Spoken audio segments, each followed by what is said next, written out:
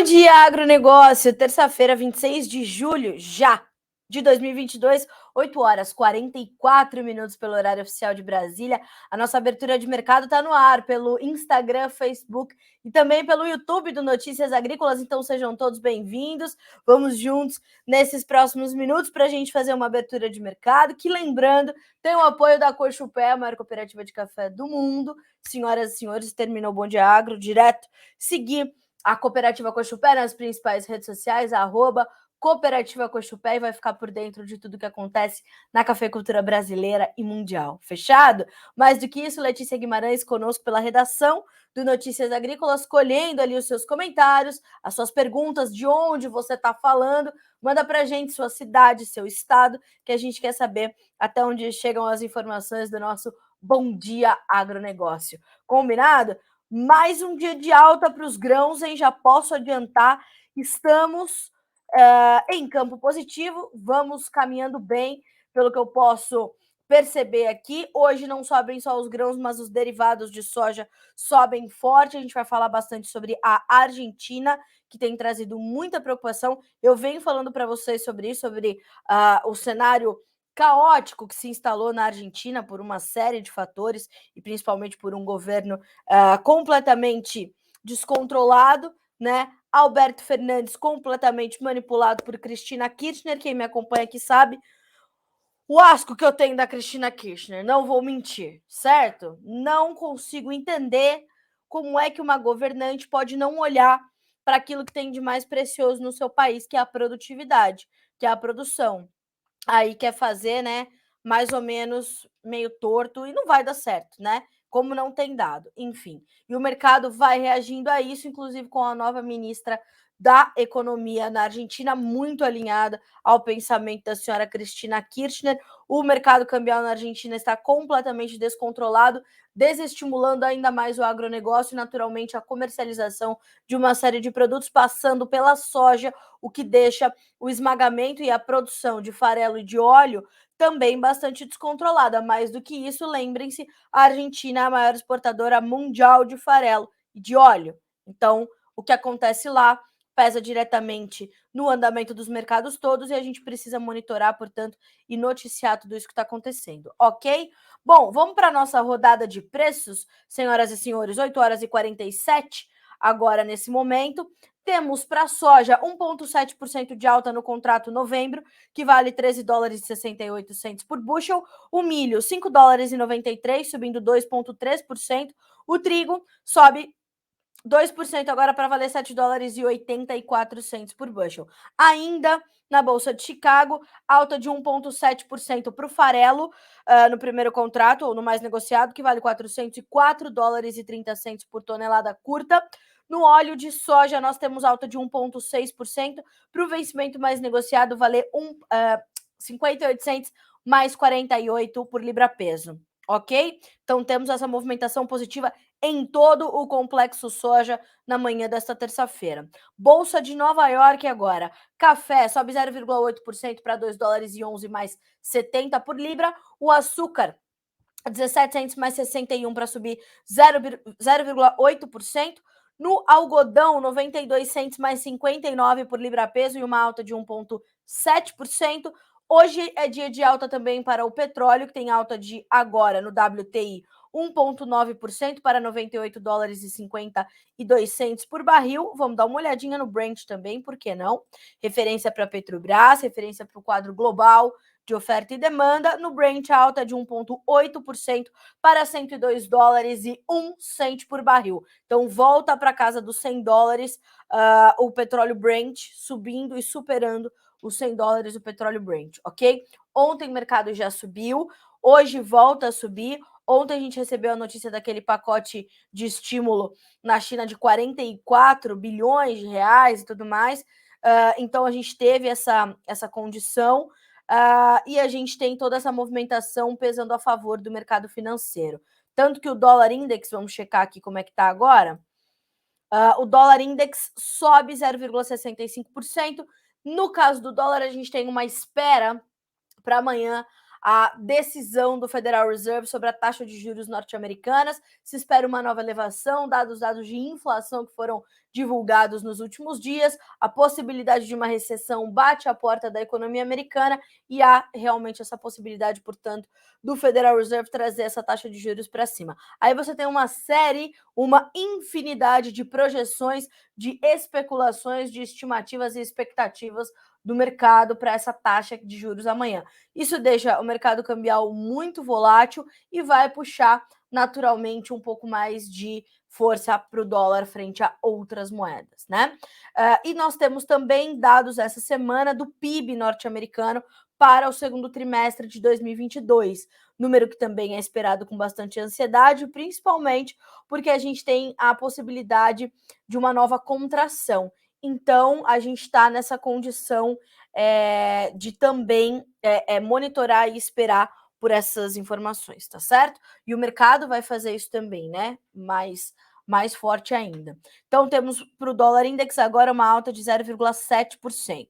Ainda entre as demais commodities, alta para o gás natural de 4,3% agora, o ouro cai um pouquinho, 0,2%, enquanto a prata sobe 0,2%. O cobre tem alta de 2,3% e temos também... aqui é a soja, já falamos sobre ela. Bolsa de Dalian, mercado futuro chinês, levantamento da Agriinvest Commodities, alta para o farelo, alta para o óleo. Vamos já detalhar isso também com a análise do Eduardo Vanin, mas no resumo ali do Vanin para esse quadro de sempre essa mistura de financeiro mais fundamentos, bolsas mistas, China em alta, planejadores devem injetar dinheiro nas construtoras, minério de ferro continua subindo, cobre em alta, falei agora, mais de 2% de alta para o cobre, petróleo em leve alta também, já acima dos 98 por barril para o WTI, tá? Gazprom reduzirá para 20% o fornecimento de gás para a Europa. Isso é outro ponto de atenção, por isso o gás sobe 4% agora no mercado norte-americano. Gás natural subindo hoje mais de 10% em outros mercados, principalmente nos mercados europeus. Ontem subiu quase 10% também. A Alemanha próxima de uma recessão, de olho em preços de gás muito altos. Como é que vai se ajustar o governo alemão frente a tudo isso?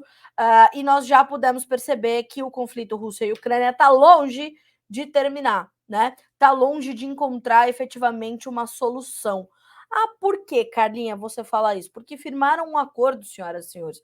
Rússia com a ONU, Ucrânia com a ONU, vamos deixar a Ucrânia exportar seus grãos, ok? Ok. No sábado, isso foi na sexta. No sábado, atacaram o porto de Odessa novamente as tropas de Vladimir Putin. Então, não estão preocupados ou procurando um acordo. Estão ali pressionando o presidente Volodymyr Zelensky, que é realmente kamikaze, a entregar o país, né? E ele já entendeu, mas ele tá ali resistindo a essa condição. Então, assim, enquanto isso estiver acontecendo, a gente vai ver isso também acontecer e a Ucrânia continuar a ser devastada, a sua população está completamente à mercê de tudo isso que está acontecendo, ok? Seguimos por aqui. Bom, continuando aqui o resumo do meu amigo Eduardo Vanin, o índice de confiança do empresário caiu para o menor nível em 2 anos. Investidores de olho no Fed, que é o Federal Reserve, Banco Central Norte-Americano, e as taxas de juros amanhã, e no PIB americano. Estão falando que o crescimento do PIB no segundo tri vai ser negativo novamente. Recessão técnica. São 2 ou 3 trimestres de contração no PIB, recessão, tá? A curva de juros nos Estados Unidos continua invertida. Esse indicador antecipou todas as recessões nos últimos 50 anos. Nos informa, como sempre, brilhantemente, Eduardo Vanin, analista de mercado da Agriinvest Commodities. Bom, senhoras e senhores, hoje eu vou começar pelo complexo soja, porque vou além do grão e vamos trazer informações também do óleo e do farelo, porque são eles que estão puxando, principalmente o farelo nessa semana, que está puxando aí essas altas na soja. Naturalmente, o que está acontecendo na safra americana, e a gente vai falar sobre isso, também ajuda, porque ontem o USDA, o Departamento de Agricultura dos Estados Unidos, apontou uma nova redução do índice de lavouras em boas ou excelentes condições, tá certo? Então, vamos juntos. Mas um recadinho importante que a Letícia colocou aqui nos comentários, eu acho bem importante a gente falar sobre isso. Mandem para nós, além de dizerem onde vocês estão falando, mandem como é que estão as condições de clima por aí, que a gente está passando essa secura. Várias culturas estão sentindo esse momento de chuvas abaixo da média, né? Não é uma estação chuvosa o nosso inverno, mas de qualquer forma a gente tá com uma condição mais seca do que o normal, tá? Então façam isso, mandem para nós também as informações de clima aí na tua região, ok? Bom, vamos lá. Tem pessoas fazendo já pergunta aqui sobre outros mercados. Vão mandando as suas perguntas, eu vou respondendo aqui ao longo da nossa edição do Bom Dia Agro, tá bem? Vamos lá. Bom dia, Carla. Bom dia, Anderson. Tudo bem, meu amigo? Seja bem-vindo. Bom, vamos lá. Soja, agosto, 14 dólares e 95, 22 pontos e meio de alta. O setembro tem 13 dólares mais 76, sobe 20 pontos mais 75. O novembro, 13,69, sobe 23 pontos. O janeiro, 13 dólares e 75, 22 pontos de alta. Quando a gente abre o mercado de farelo e o mercado de óleo, a gente tem ganhos de mais de 1% para ambas as commodities, tá? Então, a gente está falando de um contrato. O mais negociado para o farelo agora é o dezembro 22, que está com mais de 5 mil contratos em andamento. A gente está falando de 404 dólares e 10 centos por tonelada curta. Se a gente vai para os contratos mais próximos, o setembro tem 420 dólares e 80 centos, o outubro 405 dólares e 20. E se a gente vai descendo e vai se distanciando um pouquinho, a gente também não tem uma diferença muito alarmante. A gente tem uma diferença do dezembro para o janeiro de 2 dólares só por tonelada, do outubro para o janeiro de 3 dólares e para o março a gente tem uma diferença ainda menor, porque a gente tem 399 dólares por tonelada curta, o mercado entendendo que a gente já não vai ter muito uma disponibilidade de oferta gigantesca. Vamos ler juntos a análise, porque o que está acontecendo? A economia da Argentina ela está em frangalhos, né? Nós temos a dívida da Argentina com o FMI é enorme, a inflação está completamente descontrolada e altíssima. Eles têm desabastecimento de uma série de produtos, incluindo diesel, e isso compromete o abastecimento de todas as outras coisas. A volatilidade dos seus mercados é completamente intensa e crescente e latente. Mais do que todas essas coisas, a gente ainda tem um governo desacreditado, né? A chapa Alberto Fernandes Cristina Kirchner, ela veio sucedendo o governo de Maurício Macri, né? Que era um governo mais à direita, né? Era um governo mais focado em resolver a economia com medidas que precisavam ser tomadas naquele momento, entre elas a redução das retenções das exportações de grão, de farelo, de óleo, de milho, de trigo, para alavancar o agronegócio, que é a galinha dos ovos de ouro da economia argentina, entre outros setores, e tentar fazer com que a economia da Argentina voltasse a respirar. O que aconteceu? O Maurício Macri, em 4 anos, não podia resolver a história da Argentina, que vinha já carregando uma situação completamente complicada, economicamente falando. Volto a lembrá-los. Não se trata aqui de uma opinião política ou de uma análise política. Se trata de uma notícia do que está havendo. Eu que monitorei o governo Macri justamente porque havia muita promessa para o agronegócio argentino. Boa parte delas foi cumprida, não na sua totalidade, e boa parte acabou retrocedendo quando, então, Maurício Macri perdeu a reeleição e Cristina Kirchner e Alberto Fernandes, ou Alberto Fernandes e Cristina Kirchner, assumiram a Argentina. E a Cristina Kirchner, que já foi presidente, ela já destruiu o agronegócio uma vez. E agora continua fazendo isso. E nesse momento, a gente tem um mercado cambial também completamente descontrolado. Para você que acompanha Notícias Agrícolas ou que está focado no noticiário neste momento, vai ouvir muito falar sobre o câmbio paralelo na Argentina, que é quase que um câmbio que corre oficialmente. Mas a gente tem o câmbio oficial e a gente tem ou o câmbio blue ou o mercado, tem vários nomes, acho que são 3 termologias ali que se referem ao mercado paralelo de câmbio da Argentina, que deixa o mercado ainda mais descontrolado. E a gente vê realmente uma Argentina sem qualquer referência. É um caos econômico e financeiro que está instalado por ali. E esta nova ministra, a Batakis, né? Não vou me lembrar o nome dela agora, mas o sobrenome dela é Batakis. Ela trouxe esse alinhamento ao governo Kirchner, ao governo Alberto Fernandes, e traz mais preocupação ainda ao mercado, deixando o peso argentino ainda mais desvalorizado. Então, assim, os cidadãos argentinos estão no meio de um caos. Não tem muito para onde ir, né? Tem brasileiro, mais brasileiro do que argentino andando nas ruas de Buenos Aires, porque tá baratíssimo viajar para a Argentina e tá todo mundo indo para lá, enfim, é aquilo. E aí, por que eu tô dizendo tudo isso, né? Vocês devem estar se perguntando. Hoje a Carlinha pegou para pegar no pé da mulher. Não é isso.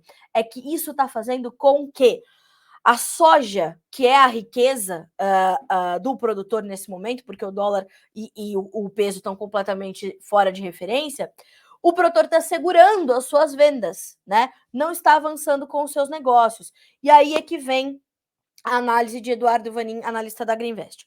A soja é essa riqueza que o governo, desesperado por dólares, vem tentando convencer o produtor a vender, que não está vendendo, o produtor argentino, né? A inflação está em 90% e o Blue está 150% acima da taxa de câmbio oficial, que é aquele câmbio paralelo que eu acabei de te falar. Olha só, o governo fala em criar uma terceira taxa de câmbio, uma intermediária. Vejam vocês a que ponto a gente está chegando. A esperança é de que o produtor venda sua soja, que será transformada em farelo e óleo para exportação. Só que como é que o produtor vai se estimular a vender soja se ele já deixa 33% para o governo? Aí o farelo e o óleo estão com a mesma taxa de retenções. Como é que você vai exportar? Aí você quer os 33%. Aí você quer fazer soja, farelo e óleo para vender. Veja bem. E aí, olha só, enquanto isso não acontece, o esmagamento na Argentina já acumula uma queda de quase 10% em relação ao ano passado. O produtor argentino vendeu um pouco mais de 20 milhões de toneladas da soja 2021-22, o que dá aproximadamente 48% da sua safra, né? Uma das mais lentas comercializações da história argentina. Para pagar suas contas, o produtor está vendendo milho, mantendo os prêmios baixos lá e, claro, aqui também, porque aí a gente tem que manter a nossa competitividade. Aí, veja, a posição dos fundos no farelo vem se mantendo relativamente alta em relação à soja e ao óleo. Nas últimas 10 semanas, a posição comprada dos fundos na soja foi reduzida pela metade. No óleo, foi reduzida em mais de 80% e no farelo, em 30%. Os fundamentos do farelo. Logística americana debilitada, o que impede a entrega regular do subproduto, bases altos no interior dos Estados Unidos. Então, veja como o Eduardo Vanin amarra as informações. Europa vai ter que reduzir o processamento de oleaginosas, menor demanda por soja importada e maior demanda por derivados importados, ou seja, a Europa vai ter que comprar mais farelo de soja. Lembram-se que a Biov falou que o nosso esmagamento ia ser um pouquinho maior? Pode ser que a Europa venha buscar mais farelo nosso aqui também, tá? Hoje a gente vai trazer uma matéria bem detalhada sobre o farelo e essa questão da Argentina, tá? E a Europa, não podemos esquecer, é o maior importador global deste produto, né? É o nosso principal cliente, a União Europeia é o principal cliente do farelo de soja do Brasil. E uma redução no processamento na Argentina, uma redução no processamento na Europa, a gente vai ter que ter uma maior demanda. Por isso que os futuros do farelo avançam e ontem subiram mais de 4% na Bolsa de Chicago. E hoje dão sequência a esse movimento de alta, tá? O basis do farelo nos Estados Unidos estão subindo, mas os prêmios no FOB Portos na Argentina e no Brasil ainda não. Então a gente precisa entender, porque naturalmente essa demanda ainda deve estar focada mais nos Estados Unidos. Vamos entender como ela chega e se chega para o Brasil. O importante é dizer que a gente tem no farelo agora um colchão importante para alguma pressão que venha a acontecer nos preços da soja. Como eu falei, vamos trazer uma matéria detalhada sobre a questão argentina. Foi no manchete, inclusive, do noticiário internacional, essa retenção das vendas por parte dos produtores por lá, e a gente tem esse quadro, portanto, muito preocupante, tá? A Argentina está num momento, o agronegócio argentino está num momento realmente bastante ruim, bastante grave, né? E isso vai impactar, claro, dada a importância da Argentina nesses demais mercados, tá bem? Bom, entendemos, portanto, qual a situação do farelo, né? Inclusive na bolsa de Dalian, mercado futuro chinês, os preços do farelo também subiram novamente. E aí, olha o que nos diz o Eduardo Vanin. A China comprou soja brasileira, custo e frete para embarque em setembro a $4,03 por 4 dólares e 3 cents por bushel, acima de Chicago, né? Custo e frete. Ontem havia saído agosto perto desse nível também. A China precisa comprar mais de 4 milhões de toneladas para setembro. Setembro é amanhã. O Brasil já embarcou quase 60 milhões de toneladas até a semana passada. O total nomeado está em 5,6 milhões, levando o total comprometido para mais de 65 milhões. Assumindo uma exportação de 78 milhões de toneladas, o Brasil ainda teria perto de 13 milhões disponíveis para serem ofertadas. Obedecendo a proporção para a China do ano, mais ou menos 10 milhões poderiam ir para lá, para a nação asiática. A China precisa comprar de 22 a 23 milhões até o final de janeiro. Esse seria um cenário de concorrência. A grande questão é se esse cenário vai ser definido na CBOT ou no cash, que é o mercado ali disponível, né? O mercado interno. Então a gente precisa entender como é que vai ser a negociação da China a partir de agora. Bom, outro destaque para o mercado de soja, e aí eu já vou puxar para o milho, vamos puxar para o trigo, mas principalmente para o milho, tá? Milho agora está subindo de 13,5 a 14,5 pontos na Bolsa de Chicago. O setembro tem 5 dólares e 93, o dezembro 5 dólares e 98, o março 6 dólares e 4, o maio 6 dólares e 800 por bushel. Parte dessas altas do milho vem da questão climática nos Estados Unidos. Por mais que a gente tenha certa perspectiva de melhora, né, para os próximos dias, para as próximas semanas, a gente ainda vê uma condição de chuvas mais escassas, né? Então, vamos ter atenção a isso, ok? Ontem, o que aconteceu? O USDA, o Departamento de Agricultura dos Estados Unidos, trouxe uma redução no índice de lavouras em boas ou excelentes condições, tanto de soja quanto de milho.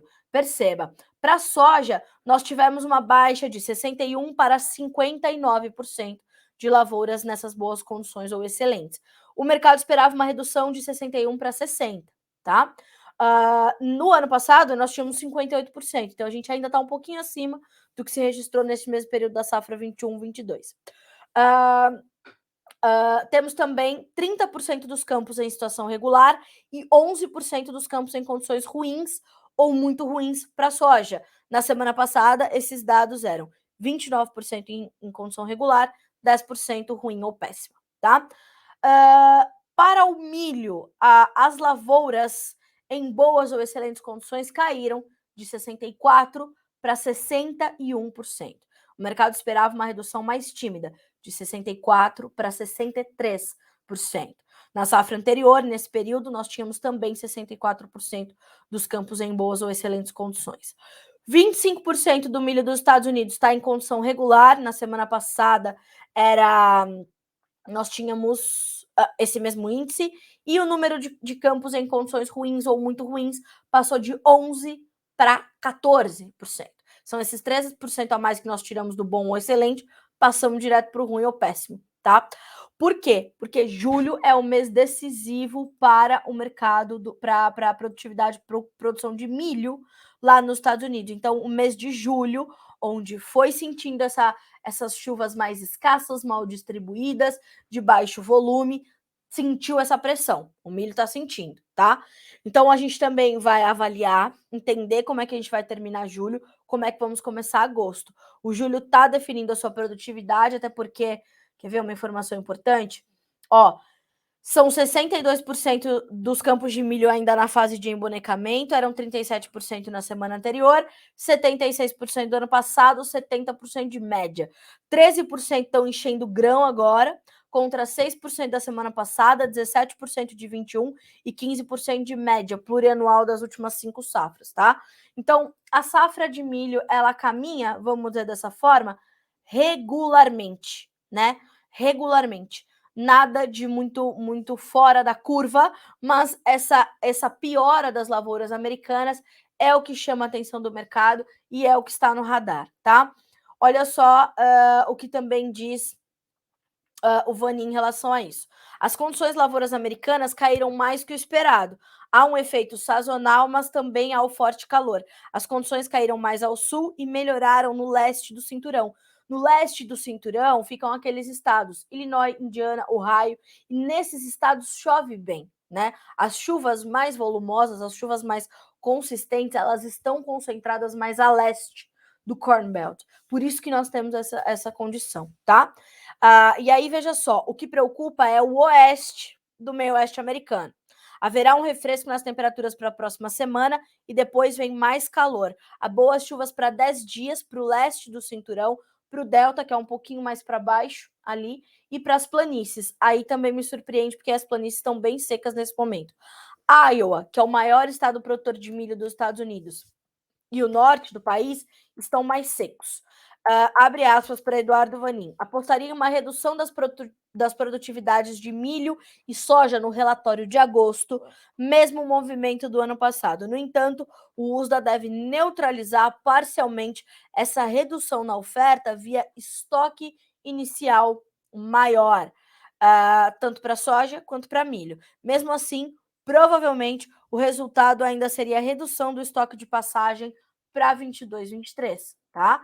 Então, atenção, porque esses cálculos, eles serão agora mais frequentes, para a gente entender quantos dias sem chuva tira da produtividade, quanto a produção perde com essas reduções, como isso mexe nos estoques, esses números serão mais frequentes. E os boletins que chegam do USDA, o Departamento de Agricultura dos Estados Unidos, também vão trazer cada vez mais essa condição, né? Vão trazer esse monitoramento. Deixa eu ver se eu consigo mandar aqui uma imagem para a Letícia, aí a gente já consegue compartilhar com vocês como é que está sendo esperado lá para os americanos essa condição de clima. Deixa eu ver se eu consigo. Já falei para vocês que essa jornalista não é a melhor amiga da tecnologia, né? Mas vamos lá. Vou pedir para a Letícia colocar essa imagem para a gente na tela, aí vocês vão conseguir ver um pouquinho mais adiante como é que está a condição climática lá para os americanos, tá? Vamos lá. Deixa eu ver se já está aqui na tela de vocês. Vamos. A Letícia vai colocar para vocês. Previsões mais alongadas, a gente vai conseguir observar um pouquinho mais do que a gente pode esperar para o... deixa eu ver se ela consegue dar um zoom para a gente. Consegue. Por que a Letícia não consegue fazer? Olha aí. Primeiro mapa, senhoras e senhores, temperaturas, tá? Então, no primeiro mapa, primeira linha, tá? Linha de cima, mapa 1. 1 a 5 dias, tá? Então, a gente está falando de 26 de julho a 30 de julho. Temperaturas um pouquinho abaixo da média, que é esse refresco que a gente acabou de falar aqui do Eduardo Vanin. Então, a gente tem uma condição ali um pouquinho melhor. Se a gente vai para adiante, 31 de julho a 4 de agosto, que para todo agosto, não se esqueçam, a gente tem a previsão do NOAA indicando temperaturas acima da média, a gente vai ver temperaturas acima realmente nesse período na previsão do Commodity Weather Group, que é um instituto meteorológico norte-americano. Então a gente vai ver essa condição em toda essa área colorida em amarelo, né, um amarelo um pouco mais escuro, vocês vão ver que são áreas de temperaturas acima da média. E todo o centro, né, o coração do Corn Belt está ali sob essas áreas de temperaturas mais elevadas. A mesma coisa quando a gente vai já para 5 a 9 de agosto, terceiro mapa da primeira linha, que é essa condição, então, também de temperaturas acima da média, tá? Então, a safra americana, ela está sofrendo com esse calorão. Ela sente agressivamente? Ainda não. Pode sentir, Carlinha? Pode, no momento em que esse padrão vá se mantendo e se agravando, tá? Vamos para a linha de baixo, que são as linhas das precipitações, das chuvas, né? O que nos mostra essa condição? A gente tem chuvas abaixo da média para praticamente os 3 intervalos. A gente está falando de primeiro mapa, 26 a 30 de julho. Então, a gente tem uma região mais limitada, com chuvas abaixo da média. São todas essas regiões em marrom, tá? Essas regiões em verde são chuvas acima da média. Aí a gente está falando da região do Delta ali, do biquinho sul de Illinois e de Indiana, um pedaço ali do Missouri, né? Mais a região do Delta. Na sequência, quando a gente vai para o período de 31 de julho a 4 de agosto, a gente vai ver que a gente tem ali os estados, os I-States, Illinois e Indiana, e a parte do Delta, com chuvas também ou dentro da normalidade ou um pouquinho acima, mais na região do Delta, que é essa manchinha verde, onde tem um A, né, que é de above, ou seja, acima, né, chuvas acima da média, e a gente vai ver que ali o estado de Iowa e Minnesota, as Dakotas, completamente, fora o Texas, né? O Texas já entregou para Deus porque não tem mais o que fazer. A secura é extrema, é muito preocupante o que está acontecendo no Texas. Mas quando a gente olha para esse segundo mapa, a gente vê que as Dakotas, Iowa, Minnesota, eles estão sob chuvas abaixo da média. Quando a gente vai para o terceiro mapa, a gente tem uma mudança, né? A gente tem a metade norte de Iowa, a metade sul de Minnesota, e alguns países mais a oeste, mas também de uma forma bem limitada, com chuvas dentro da normalidade. Illinois, quase na sua totalidade, com chuvas abaixo, e um pedacinho ali do oeste de Indiana. Então vejam que não são chuvas bem distribuídas, e onde elas chegam de forma limitada, escassas, com volumes mais contidos. Então, senhoras e senhores, tenham atenção e vamos monitorar, tá? A questão climática nos Estados Unidos vai ser ainda muito presente no andamento dos mercados, embora haja outros fatores, né, que estão ali pesando severamente, como eu expliquei ontem, né?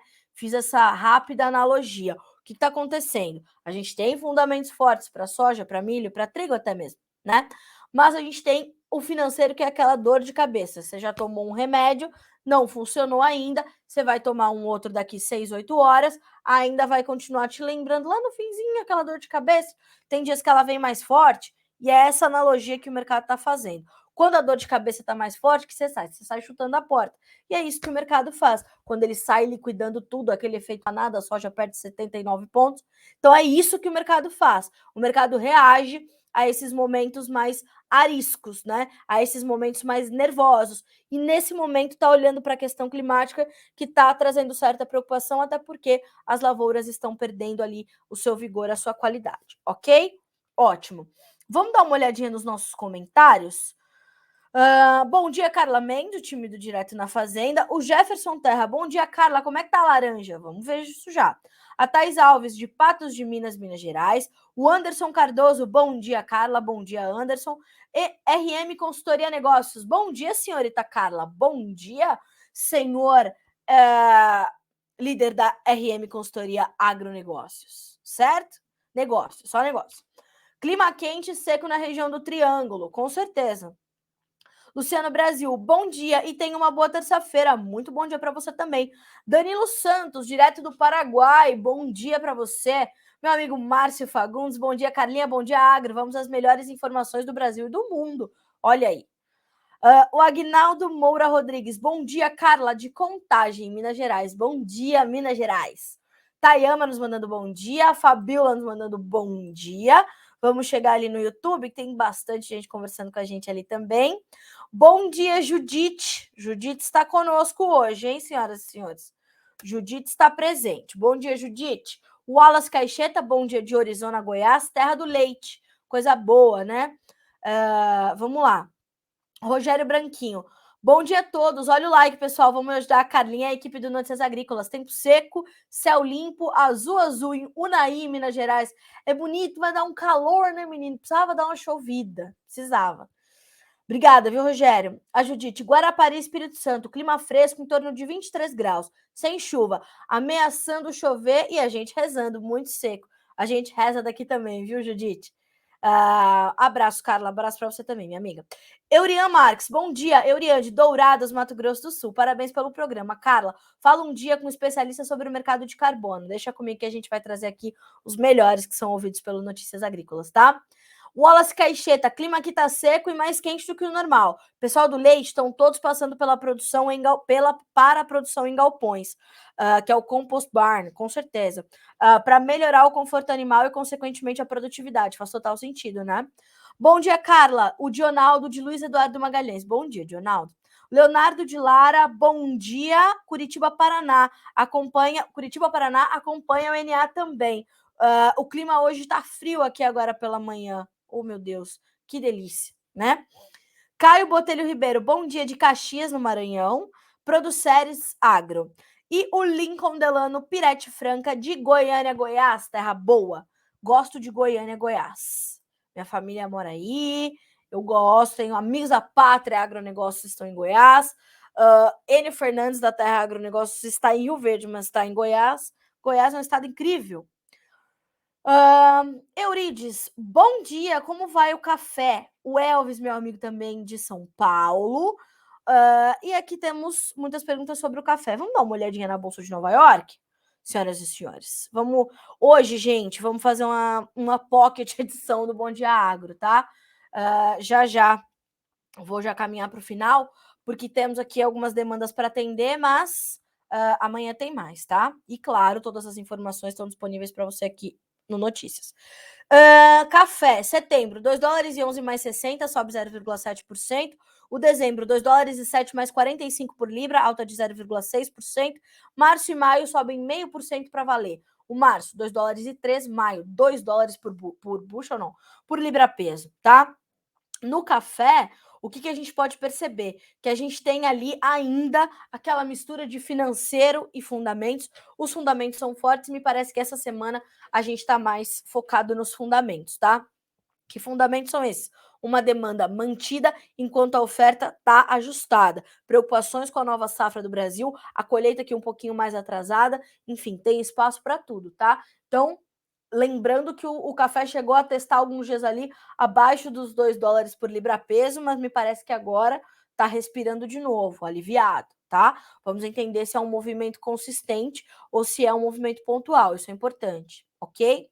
Senhoras e senhores, 9 horas 21 minutos pelo horário oficial de Brasília. Já tem abertura para você também no mercado do açúcar na Bolsa de Nova York. Açúcar avança expressivamente nas bolsas não só de Nova York, mas também de Londres na manhã dessa terça-feira, tá? Então a gente já tem essa condição colocada para você. A nossa inflação, o IPCA 15, sobe 0,13% em julho, diz IBGE. Pesquisa da Reuters esperava uma alta de 0,17%. Então, o Índice Nacional de Preços ao Consumidor Amplo, 15, considerado a prévia da inflação oficial, subiu 0,13% no mês passado, sobre uma alta de 0,7% no mês anterior. Ou seja, a inflação está arrefecendo um pouquinho. Os preços dos combustíveis já cederam um pouco, alguns alimentos também, então isso vai sendo refletido. Claro que ainda há muito trabalho a se fazer, pelo amor de Deus, não é isso que eu estou falando, tá? Vamos continuar trabalhando. Olha aí, nova ministra da Economia da Argentina se reúne com autoridades de finanças em Washington. Tem trabalho, hein? Tem trabalho. A senhora... Vou achar o nome dela aqui. Como eu falei para você, né? É Batakis, o sobrenome, o nome dela é Silvina. A ministra da Economia, Silvina Batakis, reuniu-se na segunda-feira com o chefe do FMI, com a qual a Argentina tem um acordo de dívida pendente de 44 bilhões de dólares. Uma reunião que ambos os lados descreveram mais tarde como produtiva em postagens no Twitter, tá? A economia sofre com a economia argentina sofre com uma inflação galopante e um déficit fiscal cada vez maior, além de uma moeda que na semana passada enfraqueceu para mínimas recordes em relação ao dólar, tá? Então, Batakis, que assumiu o cargo depois, né, do seu antecessor ter se demitido, ter renunciado abruptamente, não sei quem pensa, né? Porque, enfim, ela sumiu e agora tá nesse mato sem cachorro. Enfim, senhoras e senhores, 9 horas 23 minutos pelo horário oficial de Brasília. Temos uma terça-feira com alta no dólar de 0,2% para R$ 5,38. Ontem deu uma despencada boa, né? Perdeu 5,40, hoje está subindo novamente. E a gente vai ficando por aqui com esta edição do Bom Dia Agro, tá? Mas volto a dizer, temos bastante informação já disponível para você no Notícias Agrícolas. Amanhã tem outra edição do Bom Dia Agro. Todos os dias estamos juntos aqui, tá certo? Lembrando que estamos na Semana do Dia do Agricultor, que é uma semana muito especial para nós. Sexta-feira, senhoras e senhores, tem o primeiro evento presencial do Notícias Agrícolas com transmissão ao vivo da íntegra da nossa programação a partir das 15 horas, horário de Brasília. A gente já vai estar ao vivo do local onde vai acontecer essa celebração da agricultura brasileira, o prêmio, né, a melhor história de um agricultor, que tem aí muitas surpresas esse ano. Aliás, se você não votou ainda, vote já. Até amanhã, 23h59, você pode votar, tá? Temos ali os 5 finalistas que estarão conosco aqui, com toda a equipe do Notícias e os grandes líderes que estarão reunidos nesse evento. Como eu falei, tudo com transmissão ao vivo para que vocês possam ser os produtores mais bem informados do Brasil, como sempre.